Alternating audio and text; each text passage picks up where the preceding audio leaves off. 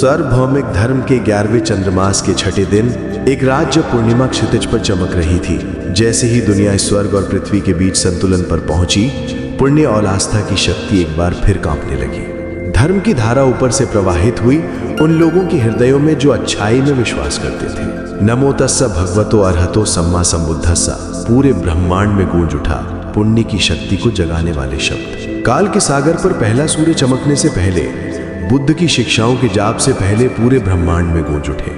पूरी दुनिया अभी भी कर्म के कोहरे में लिपटी हुई थी। सभी चीजें अभी भी अज्ञान के अंधकार में सो रही थीं। तारे अभी तक पैदा नहीं हुए थे, पानी अभी तक नहीं बहा था, सभी जीवों की सांसें अभी तक नहीं चली थी और अच्छाई, बुराई, प्रेम, भय, यह सब शून्यता की परछाइयां मात्र थी। लेकिन उस शून्यता के भीतर एक एकल स्वर पूरे ब्रह्मांड में गूंज उठा।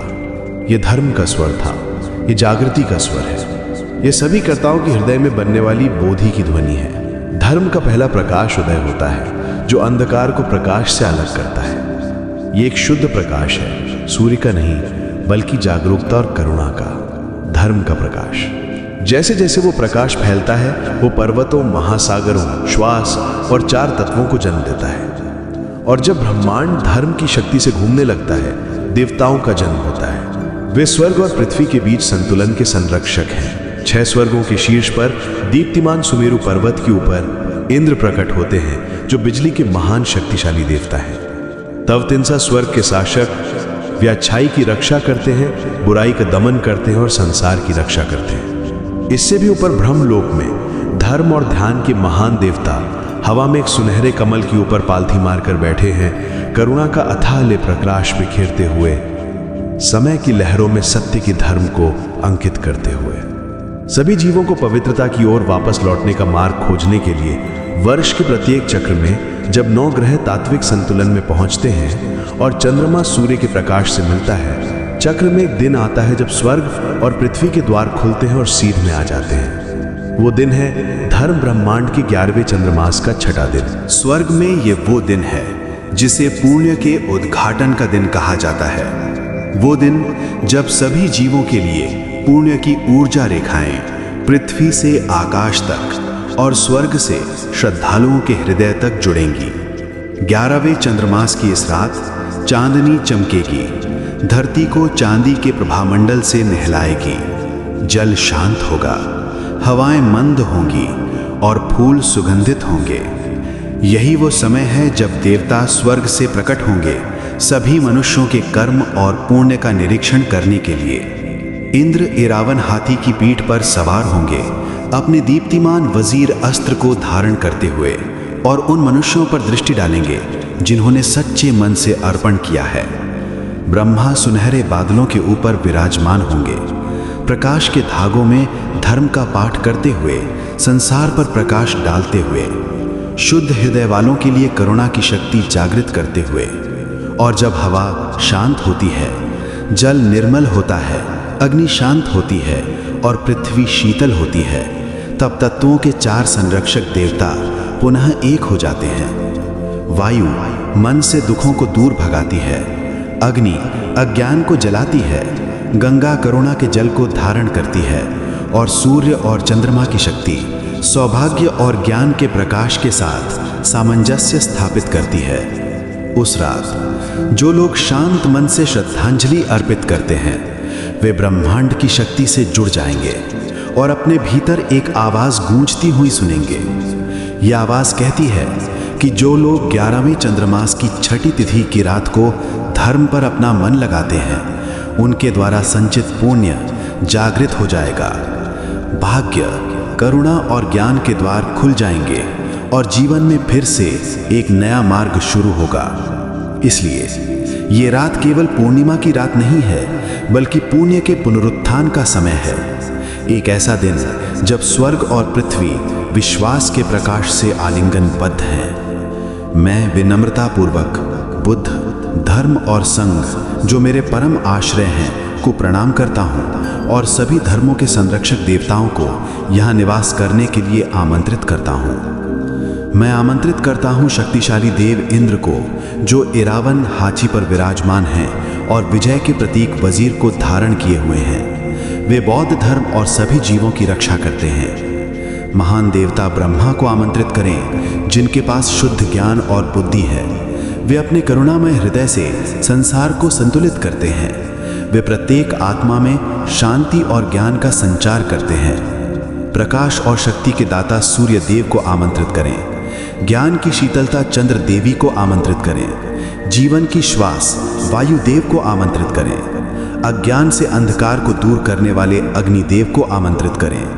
पवित्र जल से जगत की पालनहार गंगा देवी को आमंत्रित करें। आठों दिशाओं के संरक्षक देवताओं को कृपया आज रात आकर हमारा प्रसाद स्वीकार करें। मैं सुगंधित कमल, निर्मल जल और पूर्णिमा का प्रकाश बुद्ध, धर्म और संघ को तथा देवताओं को अर्पित करता हूँ। 11वें चंद्रमास की छठी तिथि की रात को पूर्णिमा का प्रकाश धीरे धीरे पुण्य की बूंदों की तरह पृथ्वी पर बरस रहा था।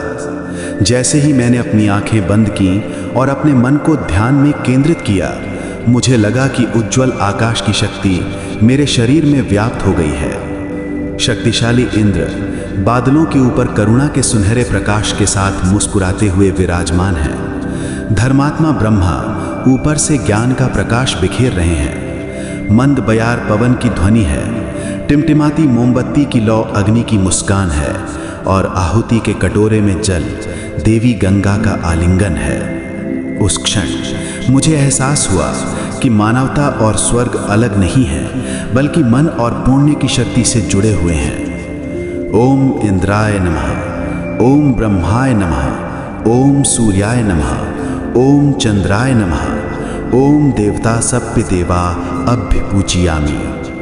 राक्षसों पर विजय प्राप्त करने वाले इंद्र की शक्ति मुझे सफलता और साहस की शक्ति प्रदान करे। करुणामय जगत के रचयिता ब्रह्मा की शक्ति मुझे ज्ञान और शांति प्रदान करे। सूर्य और चंद्रमा की शक्ति सौभाग्य और ज्ञान के द्वार खोलें। वायु, अग्नि और गंगा की शक्ति सभी बाधाओं को दूर करे। ऐसा कहा जाता है कि 11वें चंद्रमास की षष्ठी तिथि के अवसर पर तारे और ब्रह्मांड की शक्तियां एक साथ एकत्रित होती हैं। ये वो समय है जब स्वर्ग मानव पुण्य की शक्ति प्राप्त करने के लिए अपने द्वार खोलता है। जो लोग इस दिन शुद्ध हृदय से ध्यान करते हैं, उन्हें देवताओं से उत्तर मिलता है, क्योंकि आज रात चंद्रमा का प्रकाश और सूर्य का प्रकाश एकाकार हो जाते हैं। स्वर्ग से पुण्य की शक्ति संसार में संचारित होती है। ये वो समय है जब भाग्य, दया और ज्ञान के द्वार एक साथ खुलते हैं। जिन लोगों में आस्था है और जो धर्म में दृढ़ हैं, उन्हें परिवर्तन की शक्ति प्राप्त होगी और वे समृद्धि के एक नए मार्ग पर प्रवेश करेंगे। मैं ये पुण्य इंद्र, ब्रह्मा और सभी देवताओं को अर्पित करता हूँ। ये पुण्य मुझे शांति, खतरे, बाधाओं, बीमारी और दुख से मुक्ति दिलाए। मेरा ज्ञान स्पष्ट हो, मेरा काम, वित्त, प्रेम और सपने पूरे हों। बड़े बुजुर्ग दयालु और सहायक हों। मेरा मन नैतिकता, ध्यान और ज्ञान में दृढ़ हो। मैं शांत हृदय से धर्म के मार्ग पर चलूं। हर बाधा एक शिक्षक है, हर पीढ़ा एक सबक है। जब मन शांत होता है तो ज्ञान उत्पन्न होता है। जब मन प्रबुद्ध होता है तो देवताएं देखते हैं। इंद्र का प्रकाश आपकी रक्षा करे।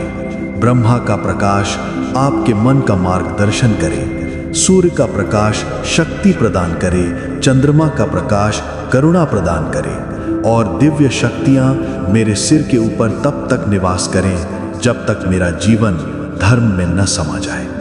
नमो इंद्राय ब्रह्माय सूर्य चंद्राय सप्पदेवानां नमामि। साधु साधु साधु। आकाश के जन्म से पहले, पृथ्वी के विकास से पहले, जल के बहने से पहले और वायु के सांस लेने से पहले शाश्वत शून्यता में धर्म की शाश्वत शक्ति के अलावा कोई ध्वनि, कोई प्रकाश नहीं था।